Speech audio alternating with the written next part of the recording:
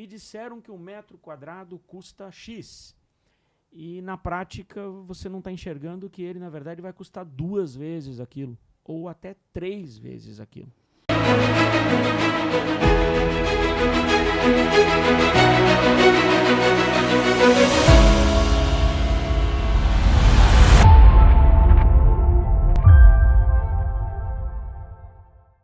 Olá, seja bem-vindo ao nosso podcast Prosa de Obra. E hoje vamos estar falando sobre estudo de viabilidade financeira. Você já ouviu falar? Conhece? Eu sou Patrícia Calbianco, designer exterior, juntamente com meu sócio Carlos Agrícola, arquiteto e engenheiro. Vamos estar conversando um pouquinho sobre esse estudo de viabilidade financeira. O que é, para que serve e quais são as vantagens de ter um estudo de viabilidade financeira? Bom, primeiramente, olá, né? Bom dia. Vamos lá, bom dia, boa tarde, né? Não sabemos a que horas vocês vão estar assistindo, mas vamos lá, estudo de viabilidade financeira, assunto, como brincam os antigos, pano para manga, pano para manga. O estudo de viabilidade financeira de projetos e obras, ele é uma ferramenta, né? Também chamado de análise de viabilidade financeira. Eu diria que é um dos principais pontos do início do planejamento para um projeto de obra de construção ou reforma, né? O estudo de viabilidade traz uma resposta antecipada ainda antes de um orçamento executivo de obra, que é o que aproxima mais da realidade do dia a dia da obra. Eu costumo orientar, e acho que o estudo de viabilidade é muito importante ser colocado isso, é que ele deveria ser, ele não está em todo o contexto, né? Ele deveria ser uma ferramenta de uso obrigatório, na minha opinião. Talvez a palavra obrigatório fique um pouco pesada, né? Não é o objetivo. Mas a ideia de trazer para o cliente a maior clareza do processo antes da realidade. O que acaba acontecendo no dia a dia, né? Quando você, cliente, precisa de um projeto, de uma obra de reforma ou de construção focado para esse tipo de situação, a pergunta mais comum e mais usual qual é? Quanto custa um metro quadrado? Quanto custa um metro quadrado? E o metro quadrado se tornou uma referência para orçamento, para uma base de projeto, para uma base de obra. E acontece que o metro quadrado, ele é, como eu coloquei, uma referência. Ele não é a realidade da obra. Em N situações, o metro quadrado está muito aquém, e muito mesmo. Em algumas situações, o metro quadrado médio, né, ele está 3 vezes atrás do valor real da obra, né? Em outras situações, o metro quadrado médio está 1,5 vezes do valor real da obra. Então, só que essa margem de erro, ela é assim, uma bomba relógio no contexto. Porque quando você responde um orçamento por metro quadrado, você não tem a assertividade e quais são os pormenores, qual é o caminho que aquele projeto e aquela obra vão tomar. Não tem a realidade, né, do projeto e a obra. Exatamente. Você não tem a visão do que aquilo vai ser. Então, orçar uma obra previamente por telefone para pontuar uma questão de custo. Só para saber quanto custa. Só para ter uma ideia. Só para ter uma ideia, né? Eu quero construir. Queria ter uma ideia de metro quadrado. Eu tenho um terreno e eu estou pensando em construir 300 metros quadrados ou 200 metros quadrados. Eu queria ter uma ideia. Conta aí, quanto custa? Né? E esse quanto custa ele é muito complicado, porque uma obra tem muitas. Assim, são eu costumo brincar que a gente tem 800 variáveis no dia a dia e quando chove isso dobra. Vai para 1.600.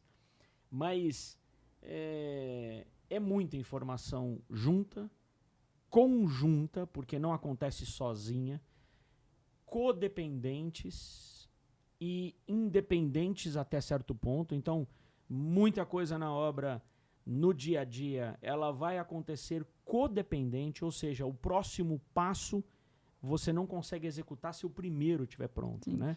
Eu não consigo rebocar uma parede, ou então, no mínimo, eu não consigo chapiscar uma parede, que seja uma alvenaria comum em termos de obra. Eu não consigo chapiscar sem ter tijolo, sem ter a parede levantada. Eu não consigo rebocar sem estar com chapisco executado.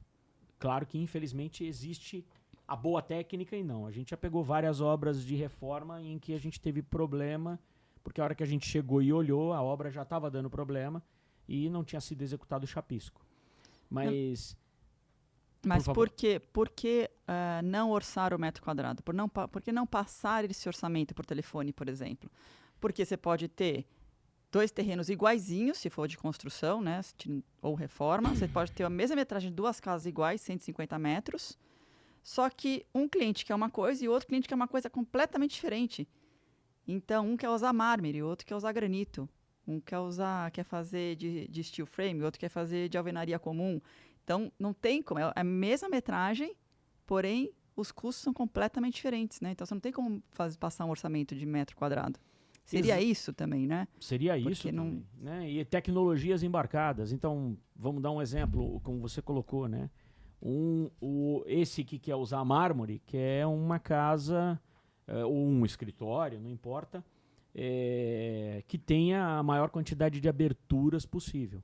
Consequência, quanto mais abertura, menos alvenaria e na proporcionalidade, né, caixilhos, portas e janelas custam no mínimo 3 a 4 vezes mais o que custaria fechar com alvenaria.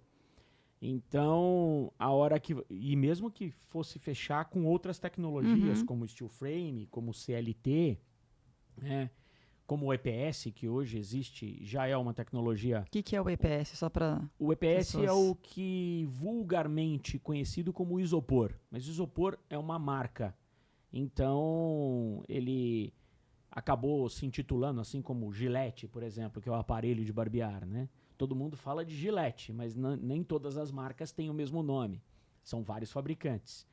O EPS é um nome técnico, é o nome do produto em si dado, né, pro tão conhecido e comumente conhecido isopor. Que também é um tipo de construção. Também é um tipo de tecnologia utilizada para se construir, né? Hoje se constrói com EPS ou se reveste com EPS, né?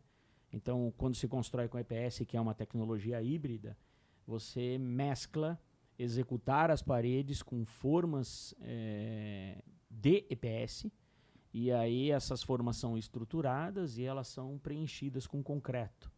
Então, você tem uma mescla de tecnologia que vai lhe entregar velocidade, assertividade, precisão, uma qualidade de obra distinta, mas principalmente um ganho operacional muito grande.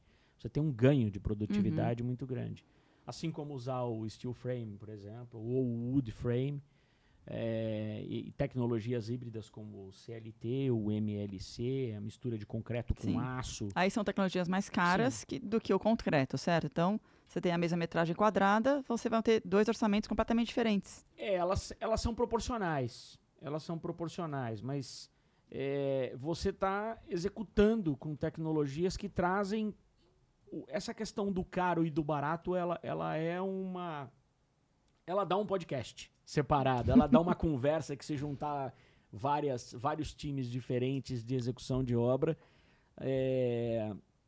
vão trazer muita informação. Sim. E a gente tem que tomar um pouco de cuidado no sentido para não deixar confuso, né? Mas as tecnologias construtivas, mesmo que se comparado na ponta do lápis, por exemplo, vamos fazer uma brincadeira aqui, olhando para a análise de viabilidade, né? Uma mesma casa de 150 metros quadrados, vamos pensar em casa, ou uma mesma reforma, ela pode ser resolvida com N tecnologias diferentes dentro do mesmo projeto que foi desenvolvido para aquele ambiente, para aquele espaço. Sim. O que define isso, e por isso também a importância do estudo de viabilidade financeira, é a decisão mais assertiva, que é uma decisão, é uma escolha de investimento feita, né, pelo proprietário daquele imóvel, daquele negócio em si.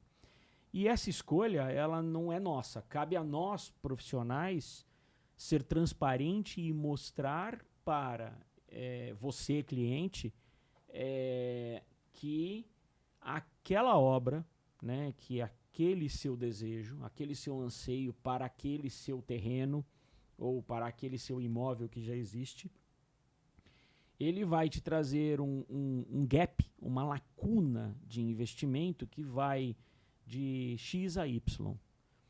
E por que existe essa variação? Porque existe muita informação contida. Então, a gente parte de um parâmetro dentro do estudo de viabilidade que é analisar todos os contextos, desde a estrutura, da construção, do tipo de fechamento, do tipo de revestimento, do que vai acontecer no terreno, como é que você fecha o terreno, isso entra no custo, né? Muitas vezes, e quantas vezes, a gente tem situações em que a obra tem, por exemplo, 150 metros quadrados acabada, né? 200 metros acabada, não importa. E quando você vai olhar o externo da obra, ele, na maioria das vezes, ele não está no plano. E ele é um estouro de orçamento. Que seria muro, essa parte toda externa? Muros, portões, revestimento externo de área de piso. Normalmente as pessoas esquecem de colocar isso no orçamento. Tem jardim ou não tem jardim? Né? Qual é a complexidade desse jardim? Esse jardim tem irrigação? Tem sistema automático de irrigação? As câmeras de segurança estão aonde? Né? Eu vou decidir fazer câmeras de segurança depois. O muro está pronto. Você tem que quebrar o muro. Você tem que fazer os caminhos. Né? Eu vou ter reuso de água. Eu vou ter sistemas de aproveitamento ou de tratamento. Eu vou ter sistemas de tratamento de efluentes. Hoje é muito comum e cada vez mais comum ser utilizado. Tudo isso vai criar... Eu tenho piscina. Né? A piscina... Infelizmente, a gente vê no dia a dia. A piscina é tratada como uma piscina, mas a piscina é uma obra tão cara quanto uma obra, em algumas situações até mais cara em proporção, já que a gente está falando de metro quadrado. Comparativo, né? Para eles entenderem que não é só o metro quadrado, né? Não é. Eu vou dar um exemplo, né? Tem uma piscina que nós executamos há pouco tempo, em que o projeto da piscina em si, ele trouxe os custos da piscina, organizou e tudo mais. E aí, quando chegou na questão da decisão dos revestimentos, a piscina estava projetada para um revestimento que tinha um valor médio de R$300 o metro quadrado. Tá? E a opção foi usar uma pedra no lugar de um revestimento industrial. E o resultado é fenomenal, é indiscutível que é fenomenal. Mas a pedra custava R$1.800 o metro quadrado. É um salto. É um salto, e é um salto que entra na planilha. E é uma decisão que, claro, quando lá atrás foi apontado que o valor médio do material escolhido e projetado para a piscina era de R$300 a média, né? Uma variação de 10%, 15%, o cliente sabe que isso pode acontecer em um momento de escolha. E você não compra esse material lá atrás, no início da obra. Você vai comprar um pouco mais na frente, porque você não tem onde guardar isso na obra. Esse material vai estragar, você pode ter alguns prejuízos com relação a esse tipo de situação. Você antecipa um dinheiro, às vezes, que não é necessário ser antecipado naquele momento. Né? Então, você vai deixar para comprar no momento certo para receber aquele material na hora certa de ser instalado na piscina. que é um casamento que faz parte da gestão. E a decisão, naquele momento, foi, não, eu quero um outro material. Quando o material escolhido ele é apontado, né, é relembrado ao cliente que, olha, nós estamos cuidando, mas estamos indo para uma escolha e um desejo. Claro, não temos questionamento a respeito disso, mas deixamos claro que o orçamento não estourou. Né? É uma mudança que entrou no processo e que estava na análise inicial, né? E que depois foi trazida para o orçamento executivo. E eu já vou explicar isso. Mas esse tipo de fator faz com que o contexto mude no meio do caminho em cima de pequenos detalhes. E enquanto estudo de viabilidade, você pode trazer isso como meta. É isso que eu ia falar. Você tem o estudo, você já sabe mais ou menos quanto vai ser no seu orçamento. Então, você sabe que vai ser X. Lá na frente, se você quiser mudar, você tem essa consciência que ele estava orçado para isso, né, para esse valor, mas você tem a consciência também que você vai querer um produto um pouco mais elevado, um valor elevado, e você sabe que vai entrar ali um valor diferente. Então, você já tem o cliente já tem essa noção de quanto ele pode gastar a mais. Sim. Porque já tem um orçamento, tem um estudo feito, ó, você vai gastar X. Então, ele já sabe, eu vou gastar X. Então, se eu quiser gastar um X e meio, eu consigo. Porque até aqui eu sei que eu vou gastar isso. Se eu quiser mudar, eu tenho no meu orçamento. Eu falo do orçamento do cliente, né? Se ele tem um orçamento para isso, ele sabe que ele vai poder ou não mudar um acabamento ou alguma outra coisa que ele queira, né? Existe um ponto aqui que são as questões que são as seguintes. O estudo de viabilidade é o primeiro passo. Ele vai te dar uma abrangência e vai te entregar uma assertividade daquilo que se deseja antes. Sim, é por isso que eu estou te falando. Antes do orçamento. Sim, que é isso. Ele Quase já que tem... eu derrubo tudo aqui. Antes do orçamento. O que acaba acontecendo é que no estudo eu tenho 70% da obra analisada. Sim. Muito diferente de eu, numa conversa por telefone, falar, não, o seu metro quadrado custa X. Não tem como. E aí eu não tenho informação relevante. Uhum. Né? Eu tenho uma informação média. E quando eu coloco a informação média, o teu metro quadrado custa X, eu não tenho acesso ao restante. Então, o que acaba acontecendo? Eu não consegui entender o que está na cabeça daquele cliente, o que ele de verdade deseja. Eu não vi o terreno. Eu não tenho como ter essa referência. Né? Se eu sei do terreno, se eu sei o que está na cabeça dele, eu tenho duas informações relevantes que são muito importantes, que eu sei o que ele está buscando e eu tenho a base que me entrega a resposta do que eu vou construir. Por que isso? Porque em nenhum terreno se constrói absolutamente aquilo que a gente quer. O terreno tem uma capacidade construtiva, que é assunto para um outro podcast, para explicar esses detalhes. Mas o terreno tem como informação uma capacidade construtiva, que é definida por lei, é definida por legislação, por parâmetros técnicos que são desenvolvidos cidade a cidade, região a região, e que entregam para a gente o quanto aquele terreno pode ser ocupado, o quanto aquele terreno pode ter de construção de piso, o quanto aquele terreno tem que ter de obrigatoriedade de solo permeável, né? Quantos andares eu posso aproveitar, ou seja, se aquele terreno tem 500 metros quadrados e a minha ocupação é de uma vez, eu posso só construir 500 metros quadrados, né? Eu não sei se meu cliente tem a verba para os 500 metros quadrados. Então, muitas vezes, ele tem um terreno de 500 metros quadrados e ele vai construir 250. Ok, a legislação entrega.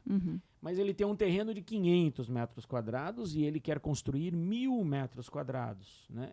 E o terreno proporciona uma vez a capacidade do terreno, 500 vezes 1 vai dar 500. Eu não posso construir duas vezes. Então, eu entro numa seara técnica que me entrega a maior assertividade. E aí o estudo de viabilidade ele vai analisando questões. Então, é um imóvel, ou um imóvel comercial, residencial, não importa, mas tem um banheiro, eu tenho uma obra que vai custar X. Sim. Mas eu tenho 2 banheiros, o valor subiu. Porque construir um hall de entrada, né, construir uma sala, tirando tecnologia embarcada muitas vezes, que você coloca muita coisa, aí vai de projeto para projeto, mas construir uma sala é absolutamente diferente de construir um banheiro. Eu não tenho uma sala impermeabilizada. Uhum. Eu não vou revestir parede. Dentro da sala eu não vou ter água quente, água fria. São outros custos, né? Eu não tenho esgoto na sala. Eu não vou ter louças e metais que custam acima e muito acima. E você falando isso, a grande maioria não, às vezes questiona, mas é um banheiro pequenininho, por que é tão mais caro do que um outro ambiente? Né? Se o outro ambiente é muito maior, e esse é um banheirinho, é um lavabo, é alguma coisa pequenininha, por conta disso, né? Por conta você tem disso. várias áreas, coisas. o que nós separamos como áreas secas e áreas molhadas, né? As áreas secas, as áreas molhadas chegam a custar 3 vezes mais do que a área molhada a área molhada chega a custar 3 vezes mais do que a área seca proporcionalmente. Uhum. Mesmo que eu tenha uma sala com 40 metros quadrados, né, ou 30 metros quadrados, ela custa proporcionalmente em termos de tamanho, o que vai ser investido ali, muitas vezes num banheiro de 5 metros quadrados ou de 6 metros quadrados, né? Uhum. Vamos pegar 1,5 metro por 3, 1,5 metro por... num banheiro onde você tem bancada de pia, uma bacia sanitária e um box, você tem maior valor agregado dentro de um espaço menor do que num espaço maior. Sim. Então, o metro quadrado, ele é um erro de análise, né? Ele traz uma resposta errada e ele não permite que a gente tenha uma leitura mais clara e real, né? E real, né? A grande vantagem do estudo de viabilidade é que ele analisa esse ponto a ponto. Com o projeto ou com um pré-projeto, essa análise ela é mais profunda e a assertividade é maior. Uhum. Sem o projeto, a análise de viabilidade te traz 70% de assertividade. E 70% de assertividade num pré-orçamento, antes de você começar, é muito melhor do que 0. Sim. Do que eu acho que... Ou então me disseram que 1 metro quadrado custa X. E na prática você não está enxergando que ele, na verdade, vai custar 2 vezes aquilo. Ou até 3 vezes aquilo. E a análise financeira ela pode ser aplicada também quando eu vou ainda comprar um imóvel ou alugar um imóvel, né? Será que esse imóvel, se eu comprar ou se eu alugar, quanto que eu vou ter que investir nele? A estudo de viabilidade, ele te dá essa ideia também, né? Se você deve ou não comprar aquele imóvel. Porque se você comprar um imóvel sem um estudo de viabilidade antes, você pode estar gastando um valor muito maior do que você imaginaria. Você gostou do imóvel, mas nem sempre aquele imóvel é o ideal, porque a estudo de viabilidade também faz isso, né? Sem o dúvida antes. Nenhuma. Sem então, dúvida se nenhuma. você tem alguma ideia de alugar, de comprar... o estudo de viabilidade também é bem interessante antes, né? Sem dúvida nenhuma. Por isso, ele também entra como um primeiro passo. Nós temos alguns casos assim no escritório. Uhum. Alguns clientes que são investidores que nos procuram para fazer uma pré-análise do contexto imóvel a ser reformado ou terreno para se construir e avaliando, antes de ter qualquer coisa, quais seriam os pormenores daquela situação. Sim, a gente teve cliente comercial, né, que estava querendo alugar um ponto, que ia passar para ele, né, o ponto, e que era uma padaria, um comércio, né, E aí a gente fez o estudo de viabilidade e ele chegou à conclusão que aquilo não era viável para ele. Exatamente. Por conta do estudo de viabilidade, não era, ele imaginou uma coisa e quando ele foi ver era muito mais do que ele teria para investir. Exato, foi necessário fazer visita para você conhecer o imóvel. Ele como cliente, ele faz um investimento numa assessoria, porque acaba sendo muito, porque a gente tem que executar. Então é feito uma visita prévia, é feito um pré-levantamento, uma análise de leis e normas que atendem àquela região, capacidade, o que pode, o que não pode, o que tem que ser corrigido. E tudo isso entra no custo. Tudo isso entra num processo de pré-custo.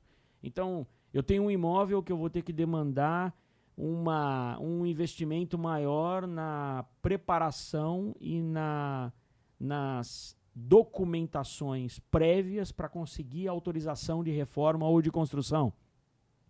Muitas vezes ele não está disposto àquilo, porque aquilo vai demorar 1 ano para ser aprovado. Quando você tem questões, por exemplo, que envolvem CONDEFAT, né, que é o órgão de tombamento federal, que é balizado pelo IFAM, que é o federal, né, que cuida do patrimônio histórico do país. Então, em algumas regiões, não é que você tem um imóvel tombado, mas você tem o imóvel num local tombado. Então, você não pode mexer, remover árvores, você não pode fazer determinado tipo de alteração, você não pode mexer em determinadas questões dentro do próprio terreno.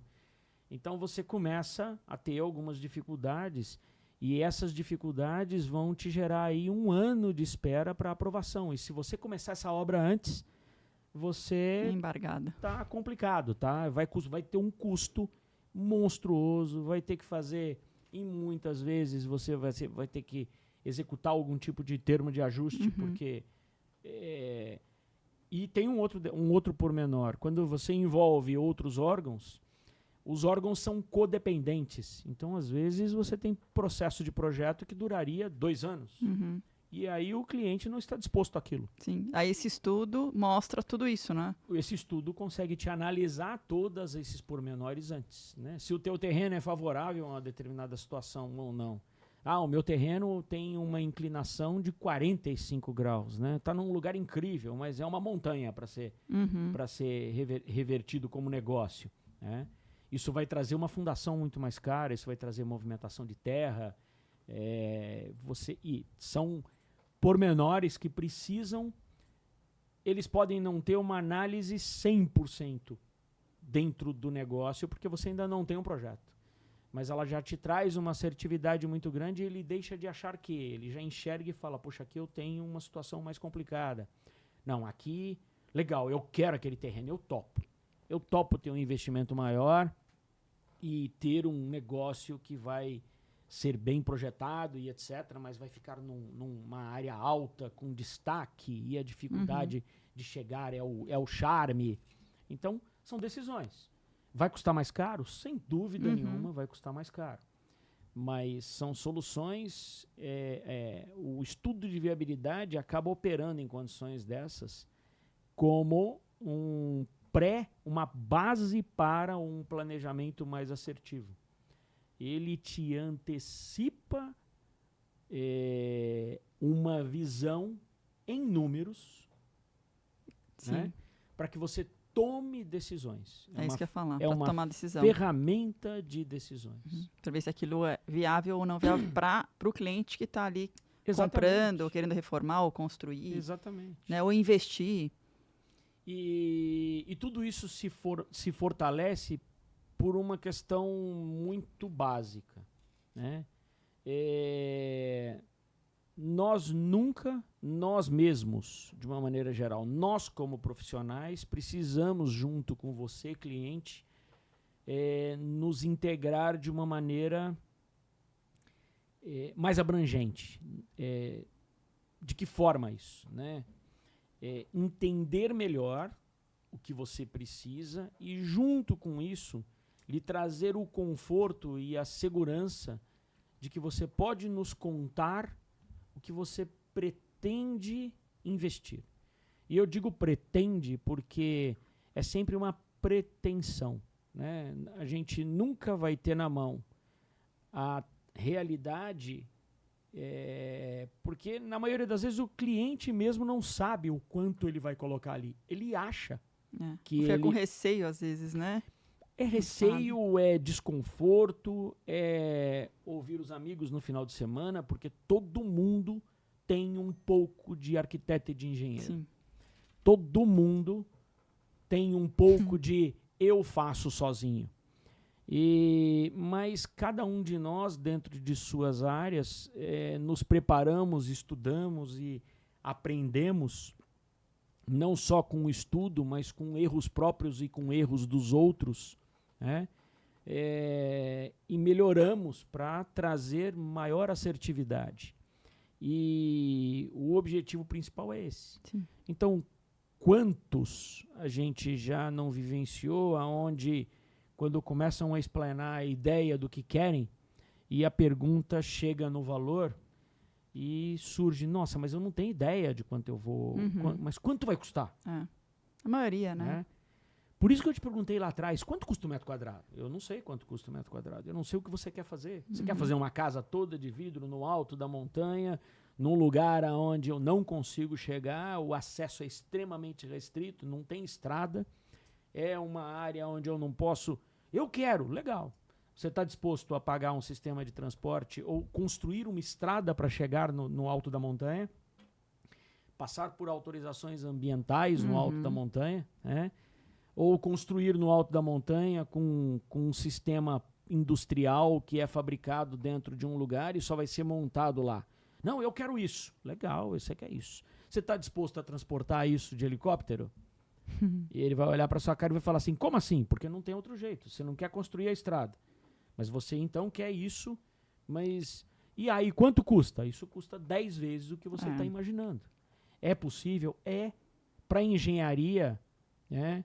As barreiras, hoje, elas basicamente, com a tecnologia existente, com a tecnologia que é possível ser executada, o que muda é o quanto você pretende investir. Sim.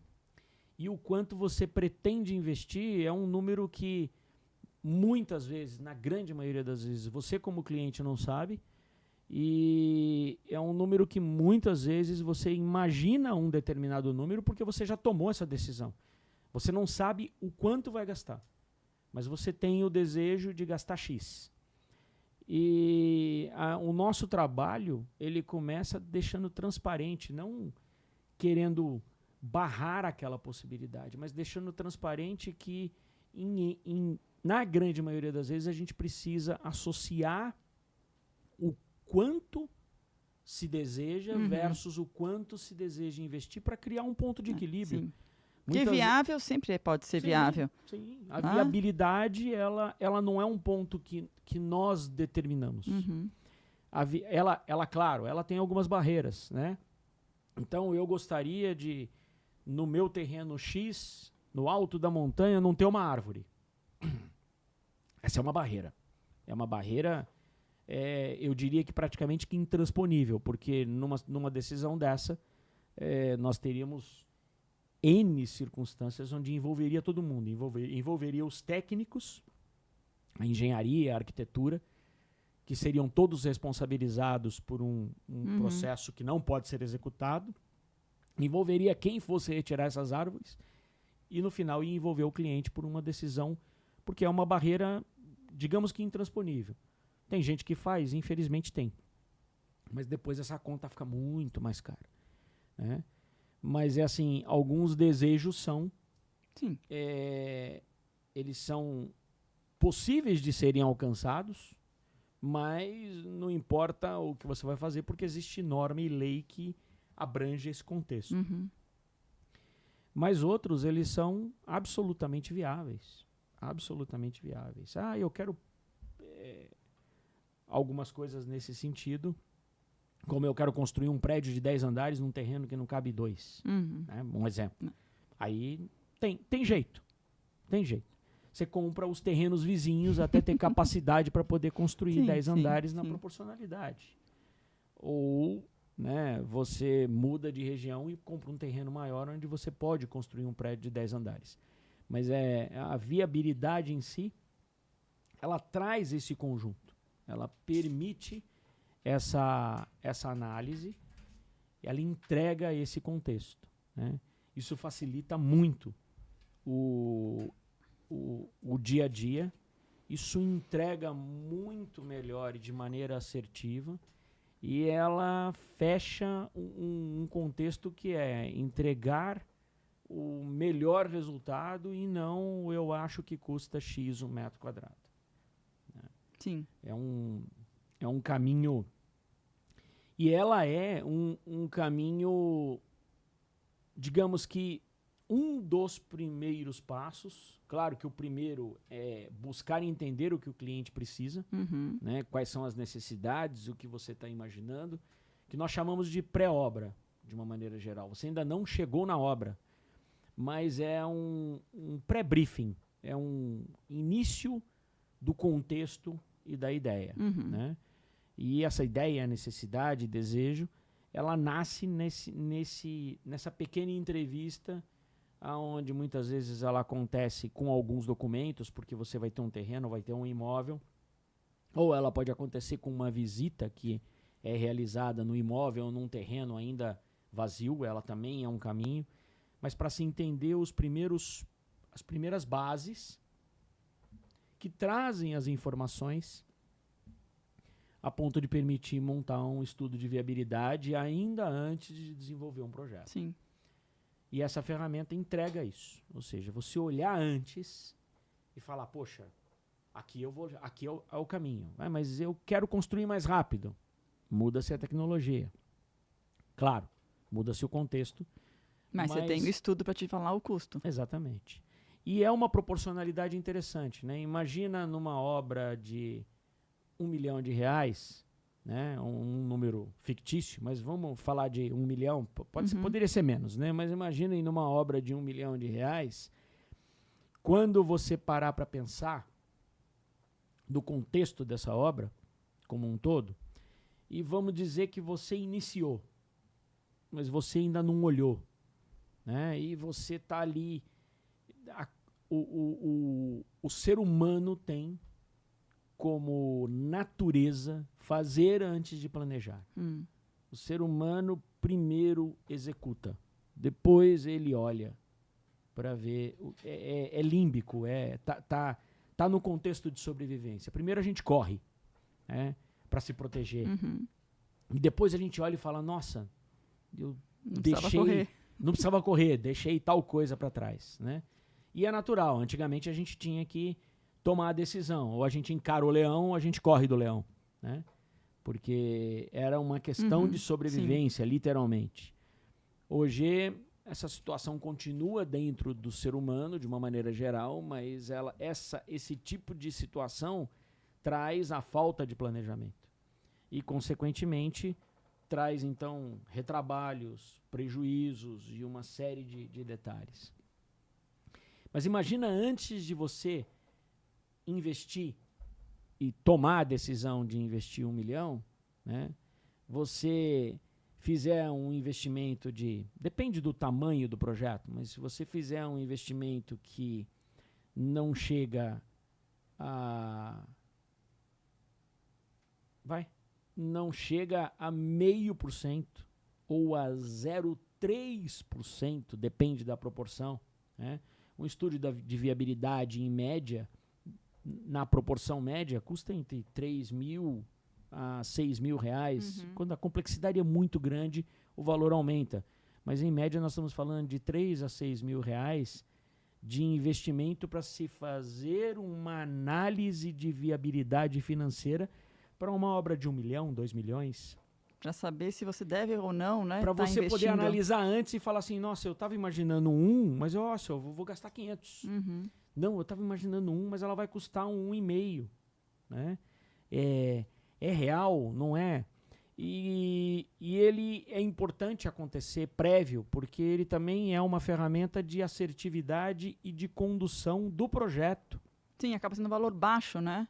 Para você não ter erro. Depois você compra ou reforma e fala, meu Deus, não tenho como acabar porque eu não tenho dinheiro. Exatamente. Né? Alguns exemplos que nós temos de obras que começaram sem um estudo de viabilidade. O projeto foi executado, lindo projeto, e quando o projeto veio para a execução de orçamentos, a nossa pergunta principal é, nossa, o que vocês têm de budget pensado nesse projeto junto com o cliente? Quando o projeto não é nosso direto, né? Porque quando é nosso direto, a gente busca ter a maior assertividade possível e trazer isso. Mas nós temos parceiros que, muitas vezes, que desenvolvem esse trabalho e o cliente não entregou para ele. Às vezes, não é nem que o parceiro não procurou. O desenvolvedor do projeto, ele com certeza ele vai atrás dessa informação. Mas, às vezes, o próprio cliente não tem essa entrega, né? Não, eu quero realizar o meu sonho. E você pega exemplos onde, quando você faz a análise e entrega um pré-orçamento, né, quantas vezes, né, o cliente olha e fala assim, nossa, vai custar 5? Ah, mas eu tenho 1. E aí, como é que você faz 5 caber em 1? Só tem um jeito em obra. Mudar o projeto. Você tem que mudar o projeto, né? Em obra a gente não inventa nada. Isso é uma coisa muito importante de deixar claro. Em obra a gente não inventa nada. Então eu vou pegar o estúdio como exemplo, né? 1 microfone, 2 microfones, equipe técnica trabalhando com a gente. Então 1 câmera, 2 câmeras, 3 câmeras, computador, mesa de som, derivador de câmeras, né? Televisão, mesa, iluminação. Tudo isso é planejado antes. Então, que diferença faz 3 câmeras para 1 câmera? Né? Vai fazer uma diferença monstruosa. Essa custa 10, essa 10, essa 10. Então, se eu tenho 1, eu gastei 10. Mas se eu decidir ter 3, eu tenho 30. Né? 2 microfones, ok, mas e se eu precisasse de mais 2? Tem mais 2 guardado, porque você vai estar numa entrevista. Então, uma televisão de um determinado tamanho, tudo isso são decisões que você vai tomar lá atrás. E aí você pode melhorar depois? Pode. Sim. Não, eu vou começar menor, o plano é esse, eu vou chegar lá, mas eu vou investir X. Começou a funcionar, eu vou investir um pouco mais e vou mudar o contexto. Só que você olhou lá atrás. Ninguém dá esse primeiro passo no escuro total. E quando dá no escuro total, muitas vezes fala, eu vou lá. E aí pega, se prepara, organiza e olha e fala assim, nossa, mas não vai dar. Por que não vai dar? Porque eu não sabia que uma câmera custava tudo isso. Né? Eu, sei lá, eu dei uma olhadinha ali, mas eu não tinha uma ideia de que tinha que ter mesa de som, né? Que teria que ser tão profissional assim, que né? Teria que ter uma equipe técnica por trás, eu tô, né? E aí você vai olhar isso e surgem as surpresas, mas aí você já alugou a sala. Você já fez um contrato de 36 meses, onde eu ainda estou alugando a sala. Imagina se você tivesse comprado a sala. Comprada ainda teria um revés aí, você poderia tentar alugar a sala para alguém. Mas você já fez um contrato de 36 meses, onde a multa seria de pelo menos 1 ano, e você descobre, depois de ter alugado, com um plano na cabeça, que não ia dar para você. Então...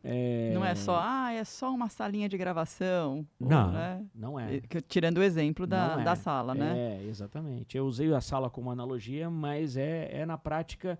Então, o estudo de viabilidade é um investimento menor, proporcional ao que custa, para te trazer uma realidade e funcionar como uma base daquele caminho que você tem a seguir, né?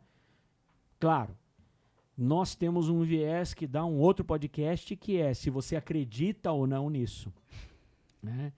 Mas o que a gente pode apontar, né, como referência, por exemplo, existem alguns estudos conhecidos no mercado, a gente pode intitular a fonte, inclusive, para que vocês possam olhar, mas existe um estudo feito por universidade no Brasil que traz um número que é consideravelmente assustador, né? De cada 100 obras, 94% delas têm problemas com atraso, com estouro de orçamento de uma análise global, né? Quando você atrasa, você estoura o orçamento, né? Não tem saída. Você vai ter que manter equipe, você vai ter que... E tem gente que para a obra porque não tem o valor para continuar, né? A obra fica parada. Quantas obras a gente não vê parada em São Paulo Porque ou em faltou. outros lugares, né? De Quando repente estava construindo e você passa de novo na rua e fala, ué, mas está parada? Tá parada. Aí fica, você passa anos, fica parada a obra. É falta de planejamento. Sim. Eu acho que, né? É o acreditar, infelizmente, é o acreditar no metro quadrado. Né? E essa falta de... Eu acho que isso é uma coisa importante de ser colocada, né? Você, cliente, precisa buscar um pouco mais de, muitas vezes, de mais informação. É a história de ir no médico. A gente vai no médico e ouve só um médico? Não. A gente costuma ir no médico e aí olha e fala, eu vou no outro. Depende da criticidade, né? Mas a gente procura, quando a gente fala de medicina, a gente fala de saúde, a gente procura maior profundidade, né?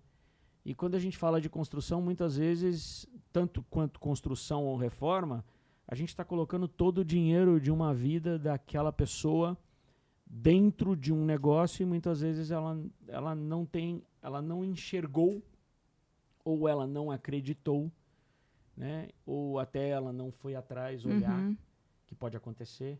Ela acreditou, não, vai dar certo, eu vou fazer. Vou fazer acontecer. E aí para no meio, não tem mais dinheiro e a obra fica parada, aquele dinheiro foi jogado no lixo. Parada e aquele dinheiro lá vai estragar, porque a obra então, parada estraga. Vai pro lixo, né? Como se tivesse jogado no lixo. Então, em separado dá um assunto para um outro podcast, mas colocando aqui, né, em termos de números oficiais, 94% das obras, em termos de pesquisa, elas têm algum tipo de atraso ou algum tipo de incompatibilidade com relação a orçamentos, etc. E conseguiu se classificar que 64% desses 94%, ou seja, se 100 obras, 94 tem problemas com relação a planejamento, gestão, falta de viabilidade, orçamento, prazo, né? 64% dessas 94, que equivale a 60 obras, né, tem esses resultados por falta de planejamento ou a falha no planejamento. É bem alto. É um número que poderia ser minimizado começando lá atrás. Ainda antes, como primeiro passo do planejamento, entender melhor o que você precisa e trazer o que você precisa para um contexto de estudo inicial, né? Ou seja, usar as tecnologias e o conhecimento que se tem, de uma maneira geral, nós estamos aí cercados de conhecimento, cercado de estudos e de caminhos que mostram que os erros são cíclicos. A gente olha a história de obras, né, e os erros se repetem continuamente e eu vejo que muitas vezes sem uma busca por melhoria. É claro, eu vou fazer o uso de um termo que eu não sei nem de onde ele tirou, na verdade, mas eu sou um adepto e gosto muito dele, Leandro Carnal, imagino quem não o conheça, né? Mas ele usa uma questão do ser humano que nós não somos perfeitos, nós também temos erros e erramos, sem dúvida nenhuma, né? Somos humanos, mas nós somos perfectíveis, ou seja, somos seres que buscam a melhoria e que podem melhorar. É uma questão da gente focar na escolha de melhorar. Sim. Né? Mas existe uma resistência muito grande por melhorar. Ah, mas eu já faço desse jeito. Né? E você vai olhar e eu faço desse jeito, mas deu errado. Deu errado. Então, não é só o estudo de viabilidade financeira, é um conjunto de ferramentas e o estudo de viabilidade é uma primordial, que amarra as outras, né? É o princípio, o começo, né? É o começo, é o começo. E o contexto principal de tudo isso, que a gente pode explanar aqui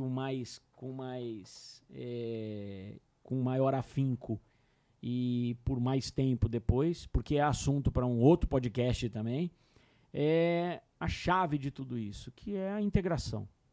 Não adianta a gente planejar e criar uma viabilidade. Adianta, já é muito melhor do que nada, né? Mas criar uma análise de viabilidade lá no início, né, e só olhar para ela a hora que acabou, ela também vai dar errado, porque você não vai ter nenhum tipo de ajuste, né? Eu acho que já usei isso em algum termo, mas eu adoro ele. Obra é igual a andar de barco, né? Mas não de lancha, de veleiro. Eu não sei se vocês gostam de velejar ou de curtir o mar, mas ninguém sai de um porto para outro porto sem saber qual é o caminho que vai fazer. Mas no veleiro, a gente tem uma característica que lembra muito obra, que é você vai ter mais vento e vai poder acelerar, ou você vai ter menos vento e vai ter que galgar aquele caminho de todo jeito, né? Você vai encontrar algumas dificuldades, uma tempestade que surgiu vai fazer você desviar do caminho. Mas você vai ter que arrumar o caminho e alinhar o rumo para voltar para o lugar. O teu objetivo está lá, está traçado. E não é só obra, na vida é isso, né? Se a gente arrastar a vida sem um objetivo na frente, não chega a lugar nenhum. A gente nunca vai chegar em lugar nenhum, né? É a história. Nesse final de semana último, encontrei alguns amigos e alguém falou de felicidade, né? E assim como qualquer outra coisa na vida em termos de meta, né? A felicidade, ela tá no contexto, né? Ela é um pouco de estar aqui falando com vocês, ela é um pouco de estar em casa ou de estar com os amigos ou de estar numa reunião. A gente tem que gostar do que faz. Sim. E porque isso nos dá respaldo de poder fazer o melhor para os outros com aquilo que a gente aprende, estuda, se dedica, e com esse resultado poder fazer o melhor para os nossos outros de uma maneira geral, né? Então eu acho que isso traz um bom resultado, e a ideia do estudo de viabilidade é essa. É entregar o melhor para você, para que você possa aproveitar o melhor daquilo que você está investindo e daquilo que você está buscando. Sim, analisar, né? Analisar antes, para que você possa curtir a sua piscina ou a sua sala de diretoria no seu escritório, ou a sua indústria operando, ou então a sua casa na fazenda, né? É isso aí. Aproveitar ao máximo. Essa é a ideia do Prosa de Obra. Poder trazer para vocês aqui informações, né? Tirar dúvidas. Tirar dúvidas. Né? Deixe comentários, se tiverem alguma dúvida. Só colocar embaixo, estaremos respondendo. E espero que vocês tenham curtido, né? Na próxima pergunta que forem fazer, o quanto custa um metro quadrado, né? Lembre-se disso. Não é que essa resposta ela não exista, mas ela tem uma variabilidade gigantesca. Então, para saber o quanto custa um metro quadrado, a gente precisa ter uma profundidade um pouco maior, porque a mesma obra pode custar 2 e a mesma obra do vizinho, que foi embarcada com outras tecnologias e com outros desejos, pode custar 4, 5, 6. Sim. E não é a mesma coisa. Se você gostou, compartilhe para as pessoas que queiram saber mais também sobre viabilidade financeira, e siga-nos para os próximos podcasts. É isso aí. Segue a gente, curte a gente e conta pra gente que feedback você traz dessas informações que nós estamos trazendo, e que outras dúvidas vêm na cabeça de vocês, e para que a gente possa explanar e ajudar no mercado de construção a que a gente consiga mais assertividade, né? E reduzir em termos de perdas, custos, e melhorar a otimização de tempo e comunicação em equipe. Até o próximo. Até o próximo Prosa de Obra.